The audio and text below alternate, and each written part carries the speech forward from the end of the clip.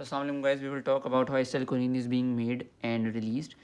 The entry of the choline into the nerve terminal is the rate limiting step. So, this is what we call as it is a rate limiting step. The choline enters and it combines with acetyl-CoA, and the both of these reacts with via the enzyme choline acetyl transferase, and acetylcholine is formed. The acetylcholine is being stored in the form of the vesicles via the vesicle associated transporter that make it stored in the vesicles. Now, how acetylcholine is then released? For the release of the acetylcholine, there must be the entry of calcium from the calcium ion channels and the interaction between the snare proteins. Snare proteins are of two types, VAMPs and SNAPs. Their interaction results in the fusion of the vesicle with the nerve terminal membrane, and then subsequent entry of the calcium will results in the formation of the vesicle, due to which the when the vesicle completely fuses with the nerve terminal membrane, the acetylcholine is being released in the extracellular space, and the acetylcholine then acts on its subsequent cholinereceptor that may be muscarinic or nicotinic. However, if acetylcholinesterase enzyme acts on the acetylcholine in the synaptic cleft, it will break down it into choline and acetate. Now, what are the inhibitors of all these processes? The inhibitor of the rate limiting step is hemicolinium,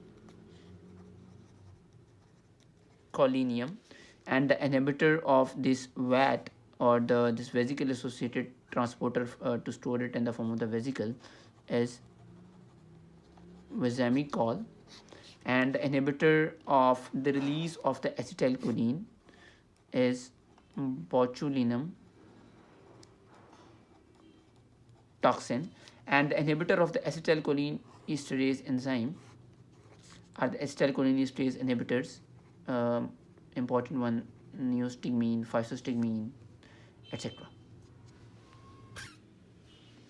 Okay, assalamualaikum guys. Now we will talk about the adrenergic or the sympathetic autonomic nervous system, how it is working. So tyrosine enters the nerve terminal.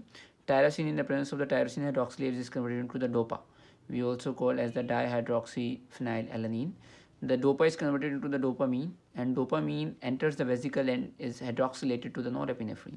The dopamine and norepinephrine are being stored in the vesicles or are entered into the vesicles via the VMAT, that is the vesicle monoamine transporter.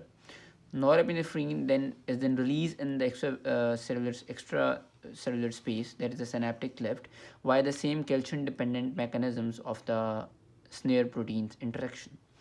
Norepinephrine then acts on its subsequent adrenoreceptor, that it will be alpha receptor or the beta receptor as well, and it can be diffused and metabolized, and metabolized by the MAO, monoamine oxidase, or the COMT, catechol O methyl transferase.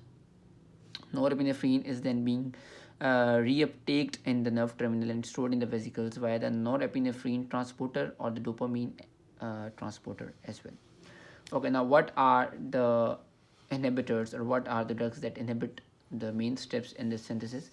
The tyrosine hydroxylase is actually one of the rate limiting step in the synthesis of the adrenergic neurotransmitters, and it is being inhibited by the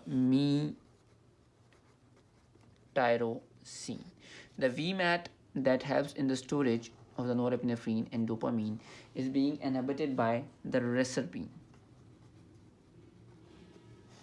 However, the dopaminic and the adrenergic nerve terminals lack the receptors for the botulinum toxins. However, their release is being inhibited by the guanine.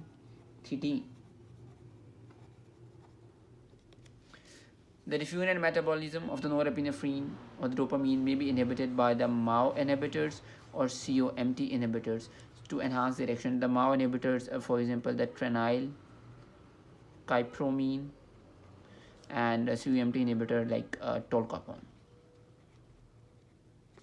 Similarly, the uptake inhibitors include tricyclic antidepressants and cocaine.